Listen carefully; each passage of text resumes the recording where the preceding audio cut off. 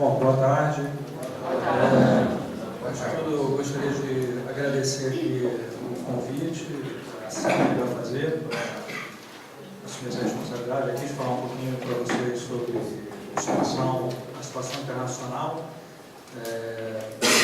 Para mim é uma satisfação, particularmente, falar sobre esse assunto que está relacionado a um dos capítulos da minha tese. E isso eu vou mostrar para vocês agora no slide seguinte. Por favor. A estrutura da apresentação. Esses três primeiros pontos são abordados nesse capítulo da tese, que eu ainda não tive oportunidade de fazer uma apresentação, talvez por falta de demanda, por falta de iniciativa.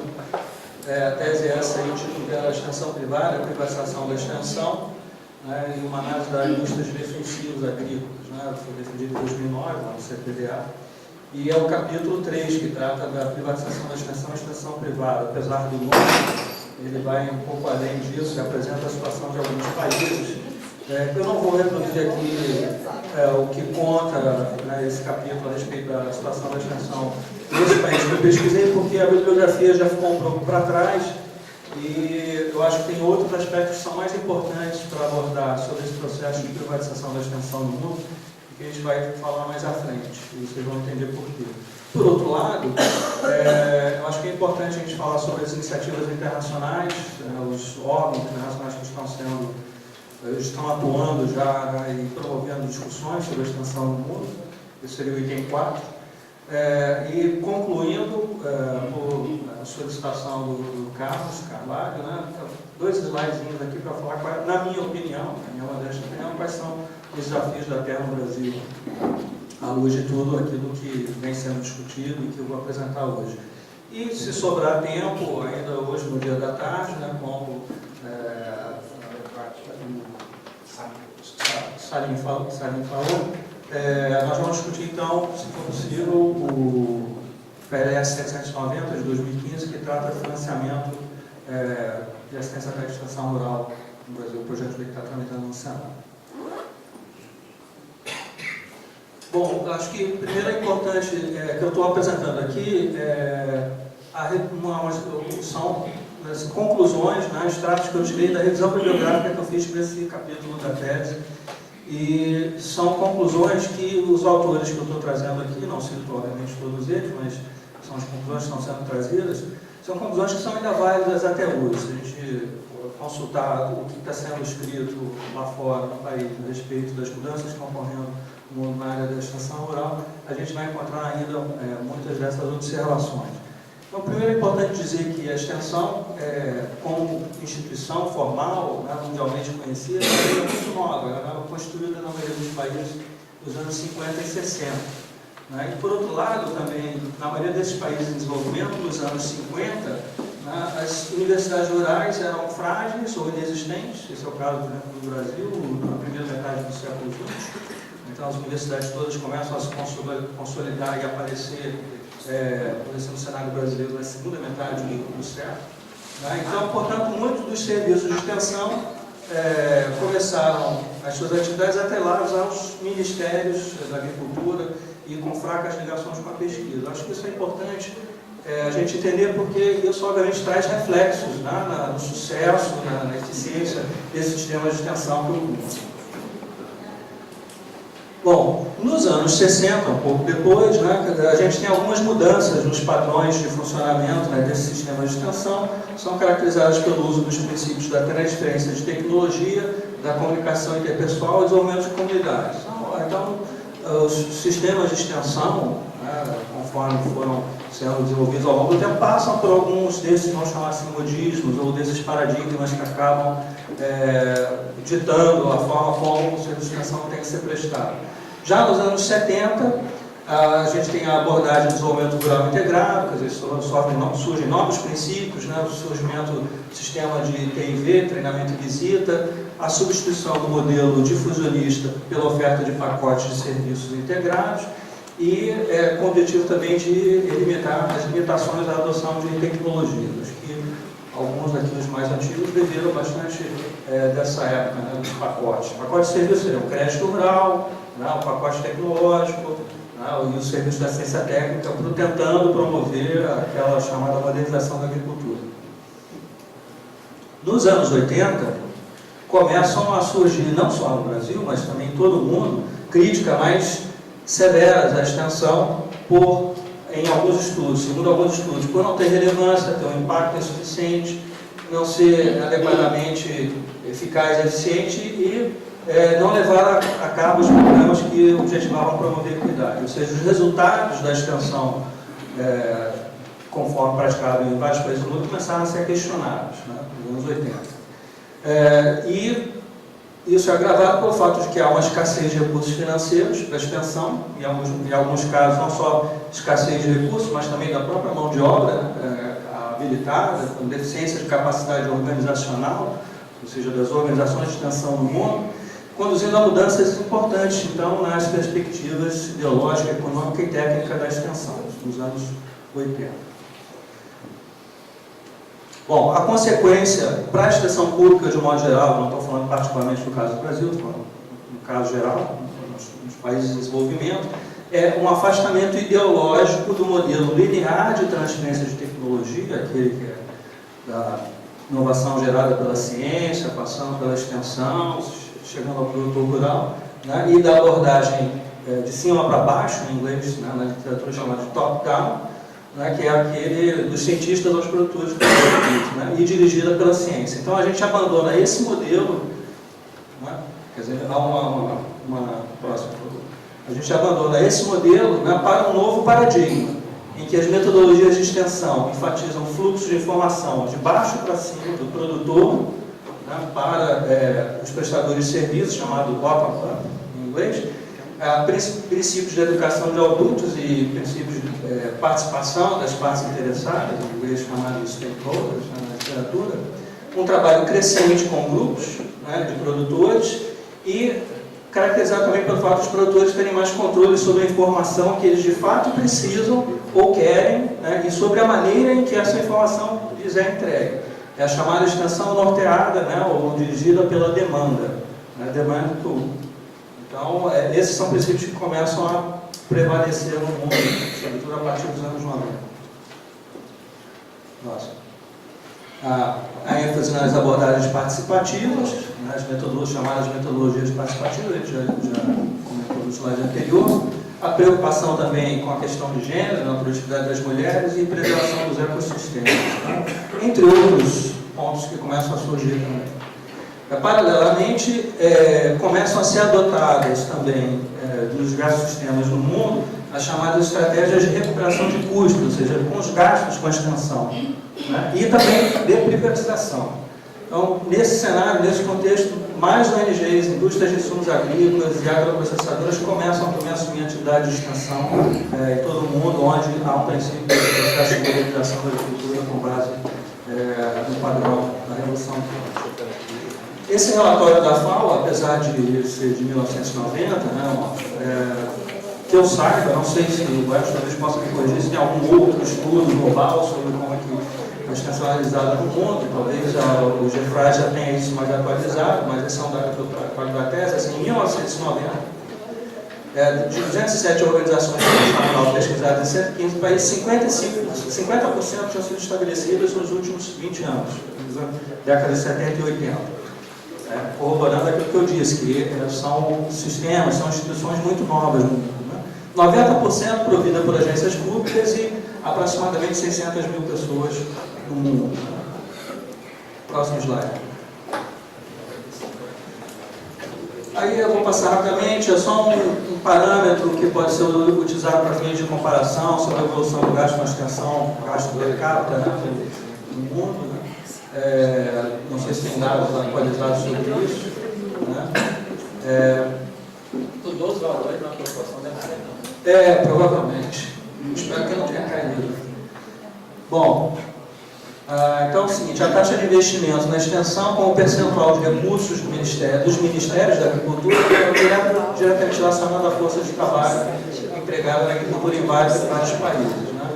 Onde menos de 20% da população é empregada na agricultura, a extensão recebe 2%, comparado com um pouco mais de 20% dos recursos, onde mais de 60% da população está na agricultura. Então, há uma proporcionalidade do número do volume de recursos gastos para a extensão em relação ao número de pessoas envolvidas na agricultura.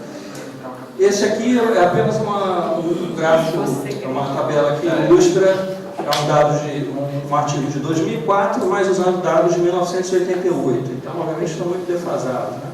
Um total ali de 5 bilhões e quase 700 milhões de dólares, e, obviamente, o volume de recursos hoje de gasto é muito maior. É só para comparar o gasto entre países e regiões. Bom, na década de 90, em função de toda essa realidade de restrição de recursos na maioria dos países, esses ajustes estruturais de redução de despesas públicas e de realocação de gastos sugerem que ocorreu, e de fato a gente constata isso, né? Mas a gente está distraindo a formação da literatura, uma redução no financiamento da extensão. Em que cenário, em que circunstâncias se dá? Num cenário de aumento da competição dos fornecedores de informação privados, né? No momento em que os serviços de extensão do mundo se tornam menos capazes de enfrentar tal competição. Então, o que eu acho que é importante tirar desses slides iniciais que a gente está apresentando aqui é de que forma vocês encontram alguma similaridade com a situação que vocês viveram nos últimos 10 ou 15 anos, ou que estão vivendo particularmente hoje. Mas é dado que essa maratona bibliográfica feita sobre artigos que foram publicados sobretudo na primeira década do ano 2000, né, e analisando dados talvez um pouco anteriores. Né, mas essa, de fato, é uma situação que permanece, que mudou, se agravou, enfim, acho que essa é uma reflexão que acho que é importante vocês fazerem. Né? Bom, e esse é um contexto também em que a informação passa a ser uma fonte maior de vantagens competitivas e estratégicas para o setor privado. Tá? Então, a informação sobre inovações, a informação agrícola, né, sobre as tecnologias, ela passa a ser importante estrategicamente para o setor privado, e isso, obviamente, vai afetar a oferta de serviços de assistência técnica pelo setor privado em competição, em tese, com a extensão pública em alguns setores. Bom, em muitas economias industrializadas, a extensão e os serviços do setor público foram sendo progressivamente comercializados e privatizados. Tá? Isso desde os anos 90, principalmente. Tá? Os governos, então, eles procuram concentrar as mudanças do setor público na criação de políticas e de um ambiente regulatório, na legislação, que catalisam a iniciativa do setor privado, por um lado, mas também melhora a qualidade dos serviços que somente governos ainda podem oferecer. Ou seja, há, nesses diversos países analisados pela literatura, aquela situação em que não há interesse do setor privado em atender determinados segmentos de produtores, aqueles que não vão retornar, não vão ser consumidores dos seus insumos, equipamentos. Aí, os governos, então, procuram, para esses segmentos, melhorar a qualidade dos serviços. Essas são mudanças que também começam a caracterizar os serviços de extensão no mundo. Bom, isso, então, representa uma mudança na natureza dos serviços de extensão financiados publicamente, né, que é caracterizada pela diminuição da importância relativa da agricultura para o crescimento econômico em relação aos demais setores da economia. O fato de outros setores, sobretudo de serviços, mas também a indústria, crescerem mais, e não necessariamente o caso do Brasil, talvez seja um caso em que a gente sabe que o PIB do agronegócio tem um peso significativo, né? Mas em muitos países o processo de industrialização muda o peso relativo da agricultura no PIB e, portanto, isso traz reflexos na forma como os serviços públicos de extensão vão ser financiados, no volume de financiamento público. Então, também um contexto em que um maior nível de instrução de populações cada vez menores de produtores rurais também vai determinar uma redução do volume de recursos que os países vão destinar para os serviços públicos de extensão. E também o fato de você ter um uso crescente de insumos comprados externamente às propriedades, que vai demandar assistência técnica do setor privado. Esse dado aí também está um pouco desatualizado, né? Esses são os autores que dizem que o Banco Mundial apoiou projetos de extensão em diversos países na década de 90 com financiamento que teria alcançado 200 milhões de dólares. Isso, para o caso brasileiro, é muito pouco, a gente sabe, mas para muitos países em que esses serviços eram quase inexistentes ou desestruturados, era um valor que pode ser significativo, né, pelo menos na década de 90, hoje não mais. Bom, em 1997, segundo esses autores, eles tinham em torno de 800 mil agentes de extensão, 80% dos serviços eram financiados publicamente e prestados por servidores civis, 12% por universidades, organizações públicas, ONGs, e 5% apenas pelo setor privado. Isso não retrata necessariamente o caso brasileiro, né? A gente está falando de dados que representam o mundo inteiro. Próximo, por favor. Bom, a FAO, nesse estudo, nesse informe de 1995, então, portanto já tem mais de 20 anos, né, projetava que até 2010, ano que já passou, né, seria necessário que o mundo dispusesse de mais de 2,4 milhões de extensionistas. Certamente nós ficamos muito longe desse número, só para vocês terem uma ideia da dimensão, da projeção que a FAO fazia. Isso é interessante porque tem um dado se você no site da Embraer, pelo cálculo da Embraer, seria necessário, para a universalização dos serviços de assistência técnica no Brasil, contratar mais 11.500 extensionistas no sistema público. Né? Não sei se esse número é de fato suficiente. Né? Eu assisti uma palestra no pessoal do Senado, no congresso lá da SOBER do Rio Grande do Sul, e eles estão trabalhando lá, considerando como o trabalho mais eficiente, uma proporção de um técnico, né, do Senado, para cada 25 agricultores. Né? Então, dependendo do que você considera que vai ser um trabalho eficiente e resultados, o número de técnicos que pode ser necessário pode ser muito maior do que aquele que normalmente a gente vai dar conta. Bom, uma realidade também desses países, né, que foram estudados por todos esses autores, é que, de modo geral, a expansão da equipe de funcionários também conduziu a necessidade de grandes orçamentos para a manutenção da equipe de campo, né, e o pouco dinheiro do orçamento restante que sobra para cobrir os custos de operação, combustível, manutenção de veículos e transporte, né, às vezes é insuficiente, né, e a realidade colocada, de um modo geral, para uma parte desses países é de que os agentes de extensão, de um modo geral, são generalistas, né, não são especialistas, né, e as atividades de extensão privada frequentemente fornecem uma informação especializada não disponível na extensão pública, que é absolutamente compreensível, né, e um demérito da extensão pública ser generalista. Pelo contrário, em muitas situações é o perfil mais desejável do extensionista, justamente onde a iniciativa privada não chega, onde os demais serviços públicos chegam com mais dificuldade, onde normalmente a estação pública é o único serviço público que se faz presente. Bom, uma outra constatação nessa literatura é que, de modo geral, no mundo, identificou-se que os produtores conseguem uma parte da informação com a família, amigos, outros produtores ou grupos de produtores, grupos de contato de extensão, organizações comunitárias de uso da água, enfim, associações e cooperativas. E boa parte das informações, ao contrário do que era, talvez, ou se considerava lá os primórdios da extensão, né, quando eu digo primórdios, meados do século XX, né, que o extensionista era tido como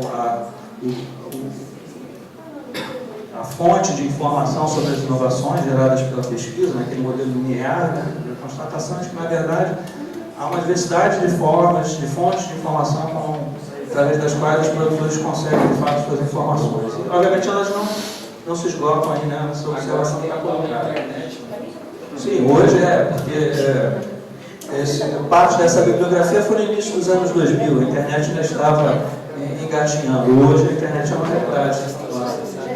Então, os produtores também conseguem informação dos fornecedores privados de insumo, agroindústrias que transformam, estudam sua produção, assistentes, assessores exclusivos, como consultores em administração ou contadores, né? Notadamente naqueles setores, né, que são mais integrados à agroindústria. A conclusão de boa parte desses autores que estudaram esses fenômenos de alteração, né, de mudanças dos sistemas de extensão no mundo, é que, função de todas essas análises, é de que há um mercado para a oferta de serviços de extensão em muitos desses países. Esse mercado de serviços de extensão ele é condicionado pelo ambiente institucional de política para inovação, assim como pela qualidade dos serviços proporcionados. Aí tem uma série de questões, como é que funciona o mercado, questões teóricas que a gente teria que discutir por trás. Quando a gente fala em ambiente institucional, a gente não está falando só das organizações que prestam serviços, os mais diversos não só a extensão, como por exemplo o crédito rural. O ambiente institucional, a gente está falando também de, por exemplo, leis, normas, estruturas que condicionam o funcionamento e a atuação dos agentes no mercado, sejam agentes tomadores de serviços ou ofertantes de serviços. Então, por exemplo, leis e normas também são instituições, conforme o ambiente institucional. Então, para esses autores, a perspectiva global já não era de um serviço de extensão unificado do setor público, mas uma rede multi-institucional de sustentação do conhecimento de informação para as populações rurais. Chamamos de novo a atenção aqui. O importante é a gente olhar para essas conclusões e ver de que forma elas ainda se mantêm atuais e de que forma, em que medida, em que dimensão elas se aplicam ao caso brasileiro. Bom, outra observação importante. No ambiente de extensão comercial, ele apresenta tendências de redução das ligações entre organizações e entre produtores na troca de informação agrícola. E também você tem o favorecimento da empresa agrícola de grande escala em detrimento de cultivos de escala reduzida e diminuição da ênfase na informação como bem público e o avanço do conhecimento como produto vendável.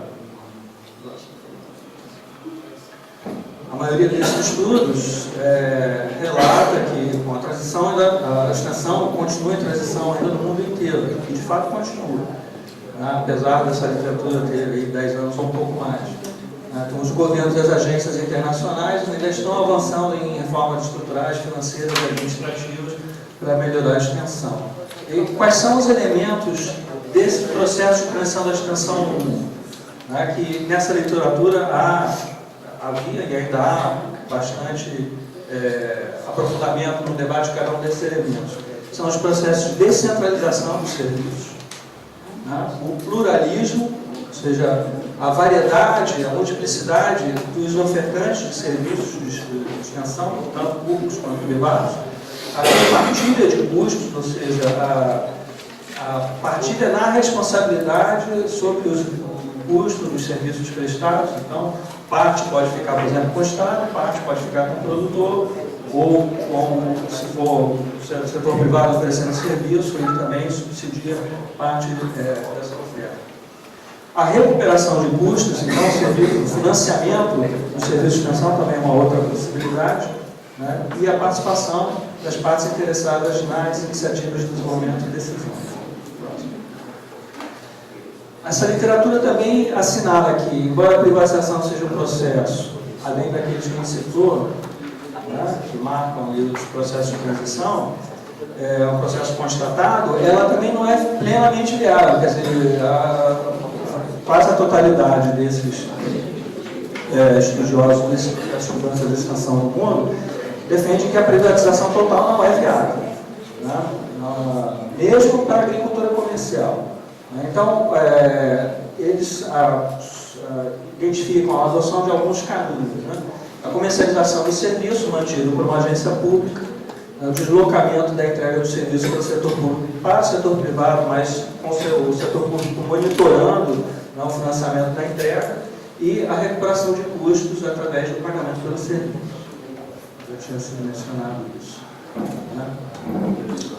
Então, a principal reação de muitos países ao fracasso de experiências extensionistas de caráter nacional foi a descentralização. Como eu disse, que alguns países, a inexistência de universidades e estrutura no nível dos estados, províncias ou departamentos, como são chamados às vezes em um país ou outro, ou nos municípios, a reação era a criação no âmbito do Ministério da Agricultura.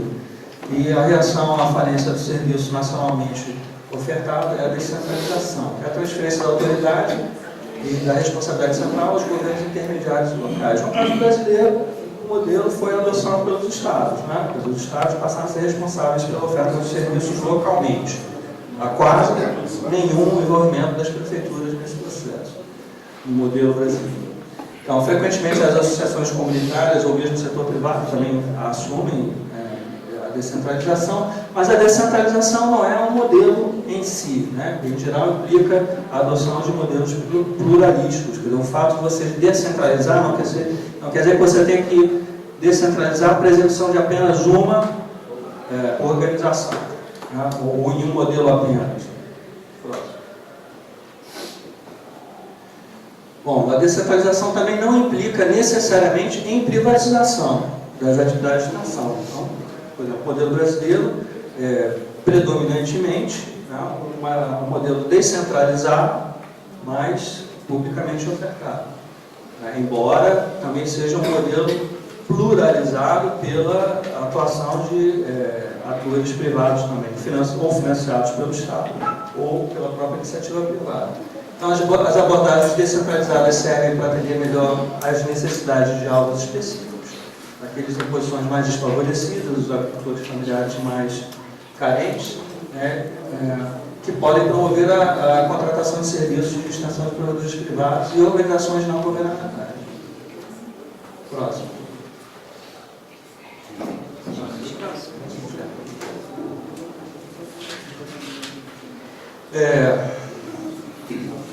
A descentralização também é um instrumento, pode ser um instrumento de democratização do processo decisório das políticas em direção a formas mais avançadas de participação social, cidadania e democracia. Né? A participação das partes interessadas no nível local, de modo a oferecer contribuições ao desenvolvimento das políticas, tomada de decisão e planejamento dos programas. Né? Então, aquilo que a gente já falava, mudança do modelo de extensão de baixo para cima. Existem riscos, né, que alguns autores identificam para diversos casos no mundo relacionados à descentralização, com a falta dos recursos necessários para implementar os serviços. Então, esse é o caso atual, no caso brasileiro, por conta da crise fiscal, que não é só da União, é também de estados e municípios. Então, claro que se nós não tivéssemos um sistema descentralizado, dada a crise fiscal da União, também haveria esse risco. Né? Você pode ter situações de falta de prioridade política, então às vezes o político local, o prefeito, enfim, ele pode entender que não é prioridade o serviço. A interferência da política local nas diretrizes de serviço, acho que aqui no Brasil viu-se muito isso, no início dos anos 90, quando começou o desmonte do apoio federal ao sistema público de extensão, e a própria Constituição de 88 começou a transferir responsabilidades para os municípios. Eu lembro que naquela época, né, a gente chegou a fazer seminários sobre o processo de municipalização da agricultura, falava-se muito isso. E, de fato, muitos escritórios locais passaram a depender da participação das prefeituras no custeio, né, do seu funcionamento, pagamento de energia elétrica, água, aluguel. Então, só voltando mais um pouquinho. Então, nesse sentido, pode ser mais, para alguns autores, mais aconselhável promover a descentralização no nível das províncias ou estados, né, no caso, como é o caso brasileiro. Será mais poder de força para a atuação dos serviços. Né? Então, uma das conclusões, né, desses autores aqui já está amplamente constatado que o modelo tradicional de extensão verticalizada, característica da extensão pública, está longe das exigências dos produtores rurais de hoje. Em muitos casos se tornou irrelevante, foi ultrapassado pela atuação das ONGs e a extensão comercial privada. Então, eu acho que essa é uma conclusão interessante, porque eu acho que é importante que a gente tente avaliar em que medida ainda há estratégia de atuação verticalizada nos serviços de extensão. Não conheço aqui a forma de funcionamento que opera aqui no Espírito Santo, mas essas são reflexões que devem ser internalizadas dentro da empresa. Quer dizer, todas as avaliações que são feitas, que foram feitas e ainda vêm sendo feitas nos modelos de extensão pelo mundo, apontam que essa extensão verticalizada, top-down, em vez de bottom-up, de cima para baixo, de baixo para cima, é afadado ao fracasso. Essa é uma expansão dirigida pela demanda do próprio produtor. Bom, mais 20, estendido mais um pouco. estou olhando aqui o cronômetro. Então, no sistema de extensão privada, né, os benefícios sociais e ambientais da extensão também podem ser reduzidos pelas chamadas imperfeições, né, ou falhas de mercado. Né? Por quê? Porque você tem um custo, por exemplo, para se atingir áreas remotas. Não é o caso do Espírito Santo, mas se a gente pensar em estados muito grandes, como Mato Grosso, Pará, Amazonas, né, onde os municípios são gigantescos, né, como é que a extensão de fato chega até, a extensão privada chega, por exemplo, até esse produto? Não pode chegar, o custo é muito elevado. Então, existe uma falha para proporcionar os serviços disponíveis aos pequenos produtores e a economia estuda muito isso, custos de transação são mais elevados quando envolvidos no acesso à avaliação e informação da consultoria de fontes diferentes. Tem um problema também nas falhas, como são também falhas de mercado, chamado risco floral, e informação assimétrica, assimetria das informações. Então, porque os produtores, em geral, não são muito bem organizados, né, eles não reconhecem os benefícios potenciais dos serviços privados. Aí tem também o poder de compra, não estando organizados para acessar esses bens e serviços. Esse é um problema também relacionado à privatização. Né? Ou quando o fornecimento de bens e serviços é que está desorganizado, por você ter poucos indivíduos ou instituições capazes de prover tais bens e serviços técnicos. Então, são situações em que esses autores estão tentando retratar quando a privatização também enfrenta problemas, mesmo em modelos pluralizados. Bom, então, na maioria dos países, é, portanto, necessário que o Estado tenha uma participação nos modelos de extensão, seja no financiamento, na regulação, no monitoramento ou na prestação dos serviços de extensão, principalmente aos grupos de produtores menos favorecidos pela extensão privada, em decorrência das falhas de mercado que a gente apontou no slide anterior. Né? Então, a conclusão, de modo geral, desses autores, todos que estudam essas mudanças que estão ocorrendo, vem ocorrendo ainda no mundo, é que os sistemas pluralistas são os mais indicados. Né? Uma eventual, ou pelo menos ainda que não toque, a universalização dos serviços. Aqui eu vou passar rapidamente, isso tudo está lá na bibliografia consultada pela tese, que essa tabelinha também está lá no capítulo da tese, mas eu tento agrupar ali, segundo alguns autores, quais são os serviços nacionais de extensão, quais são os modelos e o que caracteriza um do outro. É só para ilustrar, pode passar mais rapidamente, para a gente não perder muito tempo. Pode passar o próximo. O próximo. Imagina. Isso. Bom, então, portanto, uma descrição da natureza da extensão privada demanda uma compreensão da possibilidade de separar o financiamento das atividades de extensão, das atividades de extensão da sua entrega. Então, são discussões que os autores defendem que tem que haver uma separação. Nós temos o problema de financiamento das atividades de extensão e quem vai entregar esses serviços. Né? Os custos de extensão precisam ser melhor avaliados em função do retorno econômico que eles oferecem, né, e sociais associados ao seu sucesso. Essa é uma outra constatação dessa literatura consultada, de que, em geral, esses estudos não são feitos ou são insuficientes para avaliar os retornos sociais e econômicos dos serviços de extensão. Mais uma vez, chama a atenção para a necessidade da gente sempre estar internalizando o que de fato está sendo feito na extensão pública hoje no Brasil. Esses estudos são feitos, esses retornos são de fato avaliados. Então a gente vai olhando todos os discursos, as apresentações, as argumentações, são todos, em geral, no sentido de que a extensão pública atende a tantos mil produtores, né? Conseguiu veicular tantos mil projetos de crédito, né, do PRONAF, está atendendo em tantos mil municípios, mas esses não são indicadores fins de resultado. Né? Porque o que se espera de mudanças, né, junto aos produtores que de fato foram atendidos? O que se espera de mudanças socioeconômicas dos municípios atendidos pelo serviço de extensão? Então é importante prestar atenção nesse detalhe. Vou voltar na última observação. Então, o objetivo dos debates sobre descentralização e privatização é o de fazer o investimento público ser mais eficiente e não eliminar o investimento público.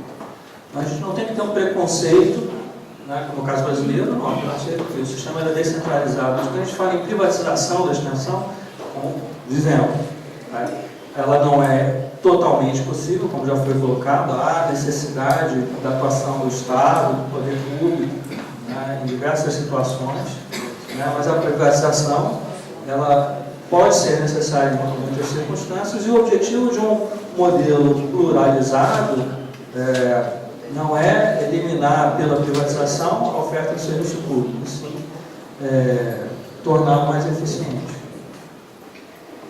onde ele ainda pode atuar. Então, aqui é interessante, porque assim, esses autores dizem que em muitos casos as taxas de retorno oferecidas pela FEA são elevadas e, consequentemente, o investimento público é rentável. E alguns estudos feitos em cima do Censo Agropecuário de 2006 já demonstraram isso, que, de um modo geral, o PIB dos produtores, o valor bruto da produção dos produtores assistidos, tecnicamente, é maior do que aqueles que não receberam muito. É um resultado esperado. Evidentemente, esses dados são apresentados de forma agregada. É importante que, em cada caso, se possível, em cada município, ou melhor ainda, se possível, para cada produtor, a gente possa ter esses dados também. De possível desagregar isso a prejudicar o produtor. Na hora de contabilizar quantos produtores são atendidos, aí a gente contabiliza, mas na hora de dizer, bom, o produtor tal conseguiu tal aumento de renda, aí a gente não tem essa informação. Se possível, era o ideal, a situação possível ideal. Embora, obviamente, o nível de renda não seja o único indicador que tem que ser medido, evidentemente. Professor, mas aí pode ser ganho social também, não só ganho econômico. Sim, sem dúvida. Os filhos estão atingindo a escolaridade. Sem dúvida, claro.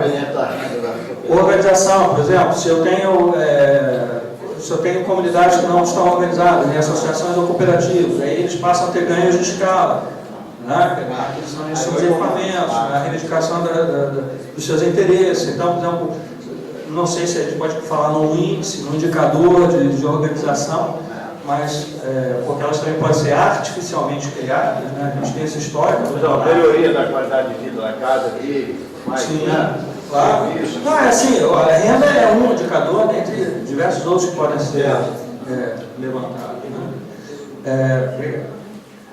Bom, então, como as necessidades gerais de conhecimento são diversas, de informação são diversas, então você tem vantagens em ter uma variedade de provedores de ATL e outros serviços. Né? Mas essa estratégia de pluralização ela exige mecanismos novos de financiamento ou cofinanciamento de serviços e mais ainda exige mecanismos, né, de formação, suporte técnico, mídia de massa, monitoramento e avaliação que aumentem a qualidade dos serviços proporcionados. Então, os formuladores de política pública têm que considerar o complexo inteiro da extensão ao planejar a alocação de fundos, né, e procurar os arranjos de financiamento alternativos para o setor público. Né, e, por outro lado, esse autor ele avalia que quando os produtores rurais também são confrontados com a decisão de pagar taxas comparáveis, né, pela consultoria da agência pública ou por consultores privados, eles favorecem tipicamente o setor privado. Nenhum demérito aí para a extensão pública, porque, como a gente já viu, ela tem vantagens em ser uma extensão, os especialistas têm um perfil mais generalista. Né? Então, quando o produtor ele precisa de uma assistência mais especializada, ele está mais favorável a pagar por essa assistência técnica. Aqui não vai nenhuma crítica à competência de ninguém, competência técnica de ninguém, até porque a gente sabe que também no setor privado existe também técnicos e competentes, como em qualquer outro setor da economia, né? Mas a constatação do autor, a partir da pesquisa na qual se baseou, que os produtores, eles se sabem que vão receber uma assistência mais especializada ou mais frequente, eles têm disposição para pagar. Eu acho que isso pode trazer algumas reflexões para a gente a respeito de um paradigma que eu acho que tem que ser debatido, que é o da gratuidade da assistência técnica. A gente pode discutir mais à frente. Próximo. Bom, esses são outros autores que também atestam, pelo menos defendem, que há uma racionalidade econômica na decisão do produtor por pagar por serviço de extensão. Para eles, essa é uma tendência clara em direção ao pagamento pelo usuário em países da OCDE. Parece que isso já está bem definido, né? Ao contrário, nos países de desenvolvimento, muitos produtores são incapazes ou não desejam pagar pelos serviços, já que eles não veem exemplos de uma extensão efetiva e responsiva, né? Também há poucos provedores fora do setor público. Esse um quadrinho que mostra, compara as possibilidades de combinação de serviços pluralísticos de extensão, proposto pelo Anderson, que combina as fontes de financiamento com quem está provendo o serviço, se é o setor público, o setor privado, se são ONGs do terceiro setor ou as próprias organizações rurais, cooperativas, por exemplo. Então, ali a gente tem também a fonte de financiamento, o setor público, o setor privado, os próprios produtores financiando, as empresas, o próprio terceiro setor e as organizações rurais. Então, é um quadrinho que busca trazer essa simplificação.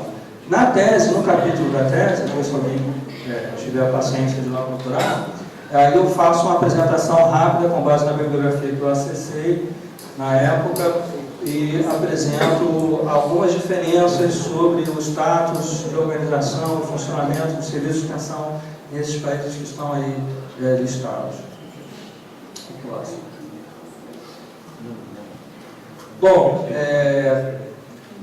não sei se já ouviram falar no DFRAS aqui. Alguém já ouviu falar? Pode levantar a mão.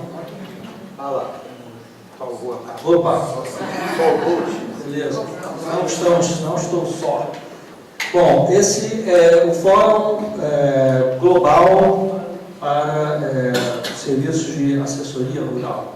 Né? Apesar do nome, se a gente for pesquisar na literatura estrangeira, quando fui fazer minha tese, eu pesquisei em inglês vários termos, né, que traduzindo para o português são: você tem extensão agrícola, extensão rural, né, assistência técnica, e a forma como tais serviços são denominados em cada país varia muito. Né? Então, tanto é que esse fórum, que eu vou falar um pouquinho sobre ele, né, o título que eles usam é Serviços de Assessoria Rural ou Consultoria Rural. Né? Esse fórum global está organizado em 15 regionais. Né? Então, são organizações regionais espalhadas no mundo inteiro. E cada uma dessas organizações regionais reúne organismos, instituições de âmbito nacional e promove, portanto, discussões no âmbito de cada região a respeito das estratégias de fortalecimento dos serviços e organização e fortalecimento dos serviços de extensão rural nesses países. Então você tem essas organizações regionais e mundialmente elas se reúnem nesse fórum global, que foi, se não me engano, em 2010. Então é uma iniciativa bastante recente. Vocês podem ver que a gente falar sobre todas as mudanças que estão ocorrendo no mundo, numa situação em que os serviços nacionais, organizados regionalmente, mundialmente, é bem recente, é um desafio, porque são processos que ainda estão em andamento, ainda está havendo uma socialização dessas informações a respeito do que está acontecendo em cada país do mundo. Então a gente vai ter aqui, por exemplo, no 12, na Organização 12, a Rede Latino-Americana de Serviços de Extensão Rural, que é uma sincere, então o Ministério do Desenvolvimento Agrário, uma entidade parceira da rede, né? Mas a gente tem praticamente no país inteiro. O próximo slide a gente vai ver o presidente é ordem. Da rede? Da reserva. Da reserva? Feita na presidência? Legal. Então, é só uma representação esquemática da área de atuação de cada uma dessas redes. Cada uma dessas redes tem um sitezinho na internet, e a maioria deles em inglês. Né? Às vezes você tem em espanhol. Então, se alguém tiver alguma curiosidade para acessar, né, enfim, saber como é que é a extensão na Austrália, obviamente você pode acessar a instituição, a Organização Nacional Australiana, né, que cuida disso, mas você vai ter a informação ali da APEN, a OEI, enfim. Artigos publicados, notícias, enfim. Esse slide aqui é de um dos estudos, ou uma das publicações produzidas pelo GIFRAS, que é esse compêndio de políticas de extensão. O objetivo deles era conhecer de forma mais atualizada, através da produção de artigos, o status atual de funcionamento do serviço de extensão no mundo. Então, aí os números entre parênteses são números de artigos publicados para cada um desses países. É claro que no site do GIFRAS vocês não vão encontrar estudos apenas a respeito desses países, eles são os que fazem parte dessa publicação, que é o compêndio, uma publicação que está toda na internet. Um dos 3 artigos ali sobre o Brasil fui eu que escrevi. Não são muitos os professores da academia, né, que discutem extensão rural, que gostam de escrever em inglês. Não é, na verdade, que eu gosto, mas eu fui convidado, acabei me esforçando e consegui publicar lá um artigo. Depois, se vocês tiverem interesse, a gente pode dar uma olhada. Então, são esses 3 artigos aí. Mudanças recentes, né, nos serviços de assessoria rural no Brasil, de 2014. Nos 2 anos anteriores, nós temos esses artigos. Eu confesso que não conheço a Cristina Sérgio, você conhece? Não? E o Javier, não sei se eles são sequer brasileiros, né? Talvez sejam estrangeiros, escrevendo sobre o caso brasileiro, e o Rubem está lá também com um artigo de 2011. Né? Uma outra publicação importante, que está ligada lá no site do GIFRAS, é esse estudo sobre a extensão no mundo. Então, eles avaliam a distribuição de recursos humanos e financeiros sobre extensão e o sistema de extensão no mundo. Professor, mas deve ter muitas teses e dissertações e monografias sobre a extensão, versão sobre extensão. Se buscar hoje, tem muitos jovens, ou os próprios extensionistas, deve ter muito material. Né? E teses. Eu diria que de 5 a 10 anos para cá, no Brasil, o volume de material cresceu assustadoramente. Porque antes disso, eu, para fazer a tese, eu tive uma dificuldade enorme de fazer a bibliografia sobre o caso brasileiro, sobre a dinâmica da evolução da extensão no Brasil. Foi uma das grandes dificuldades que eu tive para fazer. Bom, enfim, aí é só a relação de algumas publicações que estão lá no site de GIFRAS. Eles atuam em várias áreas, né? Empreendedorismo, linhas mestre, construção de capacidades, igualdade de gênero, políticas, desenvolvimento agrícola em geral, enfim, organização dos produtores, estudos de países em particular, aspectos de nutrição. Tem diversos temas também relacionados à construção de indicadores de ATEL, avaliação e monitoramento. Tem uma série de publicações interessantes. Aqui, falando então da Relazer, que é uma daquelas redes que fazem parte do GIFRAS, e a Relazer é a Rede Latino-Americana de Serviços de Extensão Rural. Sério que o nome aqui não é assessoria, é extensão, então zero problema em haver uma mudança da nomenclatura, que existe muita muita briga sobre o que é extensão, o que é assistência técnica. O termo assistência técnica nem é utilizado lá fora, eles usam assessoria ou assistência rural, em inglês, evidentemente, né? Embora exista, obviamente, toda uma preocupação em caracterizar o que são os serviços de assessoria rural, ou em alguns casos chamados de extensão agrícola ou extensão rural. Bom, a Relazer é criada em 2010 também, a sede dela é em Santiago, no Chile. Tem como membros pessoas individualmente ou pessoas jurídicas, né? E entre as pessoas jurídicas, instituições de pesquisa, inovação, extensão, organizações internacionais, Ministério da Agricultura, enfim, isso aqui é uma infinidade de instituições que podem fazer parte da Relazer. essa é a estrutura da Relazer, o comitê diretivo, a secretaria executiva e os membros da rede são aqueles que a gente listou no slide passado. Próximo. Esses são os membros institucionais, então está ali o MDA, que embora não existe mais nesse formato, né? Eles passam até a ser lá através da cidade. Tem a FAO, a Argentina e várias outras organizações, não muitas, mas são as organizações institucionais do próximo. A Relazer também atua através da organização de fóruns nacionais de extensão, né, com o objetivo de promover o debate nacional acerca do tema. Né? Então, nós temos fóruns nacionais nesses países aí. Curiosamente, a Relazer não relaciona o Brasil como tendo um fórum nacional organizado. Tem? Não, simplesmente porque eles nunca aceitaram que nós temos um comitê da terra. Sim. Nós temos muito organização. Tínhamos, pelo menos, uns 3 anos passados. Enfim. Essas foram as reuniões realizadas pela Relazer nessas cidades. Em Brasília foi em 2013. Ouvi dizer que seria agora, nesse segundo semestre em Brasília, novamente. Ainda não consegui essa confirmação, não tenho essa informação ainda no site da Relazer. Próximo. Bom, então, são 2 slides para finalizar a apresentação. Tá? O Carlos me pediu aqui quais seriam os desafios, né, que, na minha visão, considerando tudo que a gente já consultou, já estudou, quais são os desafios da terra no Brasil. Bom, primeiro, o desafio de integração. Que integração? Dos marcos regulatórios, das respectivas políticas públicas estabelecidas por esses marcos regulatórios, que são traduzidas na forma de planos, programas e projetos, né, de até a integração desses marcos regulatórios, que devem ser planejados de forma integrada com as demais políticas e estratégias de desenvolvimento, entre parênteses, rural sustentável. Esse é um desafio. Essa integração existe. No Congresso da Confazer de 2015, me chamaram para falar sobre a integração de políticas públicas.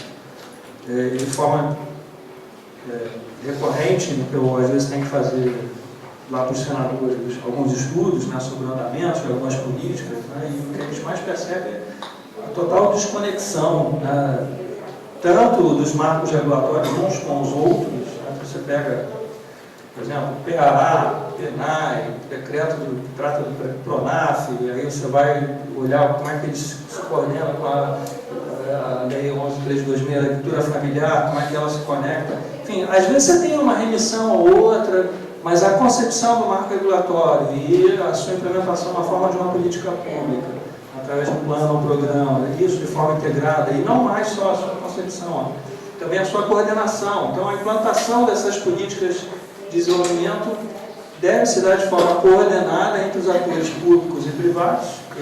Não se pode desconsiderar que há atuação da iniciativa privada, né, na realidade na qual a gente está lidando, para a otimização dos usos de recursos humanos, financeiros e institucionais e melhor eficiência no alcance dos resultados. Então, não só um planejamento de forma integrada dos marcos regulatórios e políticas, mas uma coordenação também da sua aplicação. Efetividade, ou seja, definição e implantação de indicadores mínimos e comuns de atleta. Em 2007, quando pela primeira vez foi lançada a Frente Parlamentar de Defesa da Extensão Rural, eu estava lá, o José Silva, que infelizmente não pôde vir, era o presidente da Esbraer e da Emater Minas, o Agilio era o presidente do DAFE, e eu fiquei muito feliz quando, ao final do evento de lançamento da frente, eles disseram que o MDA estava estudando, promovendo os estudos, que era um desafio ainda, para a implantação de indicadores de alerta. Isso era uma necessidade para se avaliar a eficiência do sistema, como tudo. O fato é que eu acho que até hoje a gente não tem implementados indicadores mínimos a nível nacional que você pudesse, inclusive, permitir a definição de metas, de planejamento e fazer análises comparativas com outros casos. É claro que quando a gente pensa em indicadores mínimos, você não vai se limitar a isso. Você pode também utilizar outros parâmetros de avaliação, que sejam indicadores quantitativos. Então, portanto, é importante a definição desses indicadores para que você possa monitorar e avaliar os processos, os resultados alcançados na extensão e promover também a sua transparência e publicação. Nesse sentido, se a gente for buscar, por exemplo, a Lei Geral da Terra, institui lá um sistema de informações da terra, o CIATER, né, que deve trazer os resultados da implantação do Pronaterra. Alguém aqui alguma vez leu alguma vez o texto do Pronaterra? De quando era o texto? De que ano? 2014? Ah, depois eu quero pegar com você o... eu quero saber onde é que é o texto, porque eu nunca encontrei. Mas não está definido mais ou menos. Não, você tem um decreto que, ao regulamentar a lei, mas não tem nada demais, só fala da lei, né? Exatamente. Quando eu falo em programa, é um programa que você tem objetivos, metas, né? Um diagnóstico, enfim, você tem que ter uma documentação seja de fato um programa que seja aplicado, não apenas um conjunto de programas de objetivos e diretrizes. A segundo e último slide, eu também acho que a efetiva implantação de métodos participativos no planejamento e na execução das políticas, das estratégias de desenvolvimento deve ser sempre, tanto quanto possível, através de matéria definida pela demanda, como forma de empoderamento da população rural e fortalecimento das suas organizações, né, de forma cooperativa, das associações e sindicatos. Aí eu acho que isso seja uma outra reflexão em que medida, em que grau, com que eficiência esses métodos participativos de fato estão sendo utilizados e implementados na extensão pública. A pluralização, que a gente já comentou, modelos que concorrem com o setor privado e demais agentes públicos nas três esferas do governo, e uma independência financeira. Eu acho fundamental que, com o desafio da extensão pública, que haja uma promoção de uma menor dependência de recursos do orçamento estatal. Quando eu falo estatal, estou me referindo tanto ao governo estadual, quanto prefeituras, quanto ao governo federal. Acabando a bateria. Então, isso enseja a adoção daquelas estratégias que a gente mencionou no início, de recuperação de custos, né, que pode eventualmente ensejar sistemas de cobrança por serviços. Então, portanto, uma revisão do paradigma da gratuidade, o financiamento público da terra privada, a importância de investimento em organização rural em conexão com a adoção dos métodos participativos para você ter ganhos de escala que viabilizem, inclusive, a própria contratação da terra, em muitas circunstâncias. E o uso, obviamente, eficiente dos métodos grupais e de massa e das tecnologias de informação e comunicação. Nesse último caso aqui, cada vez mais elas vão se fazer presentes, né, no meio rural, e muitas vezes, quando você chegar lá na propriedade, o produtor já está te fazendo uma pergunta com base em algo que ele já viu ali no Google e te colocando na parede para saber qual é a melhor solução para aquele problema. Né? Então, acho que essas são questões que, entre outros desafios que a gente poderia anunciar aqui, mas esses foram alguns que eu gostei, né, de modo geral, e eu acho que aí a gente encerra, porque depois entra aí a discussão do projeto de lei.